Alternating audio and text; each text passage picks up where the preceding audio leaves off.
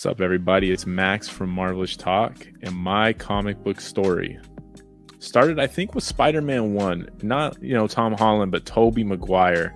I think it was 2002. I was like 7 or 8 years old, and my uncle was a huge comic head. He had all the comics. So cool. We had Spider-Man 2099, and we used that as one of my birthday cakes, like the picture of it. And I asked him so many times, I was like, yo, can I please have this comic? He never even opened it. It was in the plastic covering. So he never even got to read it. And he's like, if I give this to you, this is your birthday present for 10 years. I was like, bet, we'll call it that. So he gave it to me. I read it one time and it's still in my room. It's one of my favorite possessions. And since then it was just over for me. It was I have to have Marvel. There was this Captain America watch I got for my birthday one year that I still own today. I've never worn it because I'm too scared to scuff it. It doesn't even keep the time anymore. But I think comics were just a way for me to kind of escape, not escape, there's not hardships. It's just you want to escape into a fantasy land. You want to see wow, what's out there? Wow, this guy has powers. Wow, this guy can swing from web to web. This dude, when he gets mad, gets powers. And that was always stuck out to me. It's just the art of storytelling.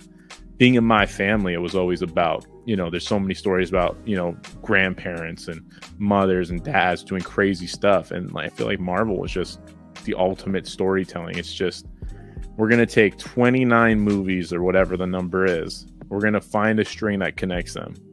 And we're going to artfully craft a story over 10 years. And then that payoff's going to be so sweet.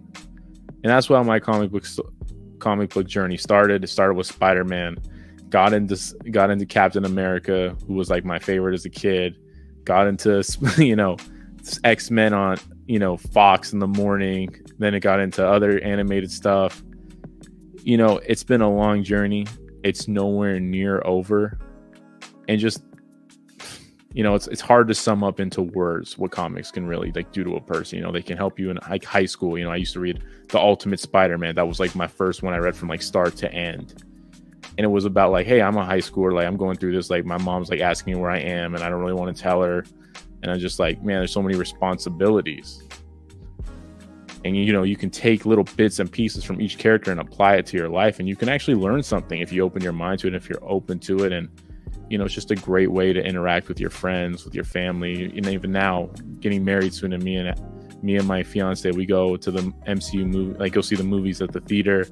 We can't wait. We get the first available time, and we're able to bond and just talk about it. And she's not really into it, so I get to explain to her, and all this knowledge I've carefully consumed over the years just makes it worth it. And that's my story.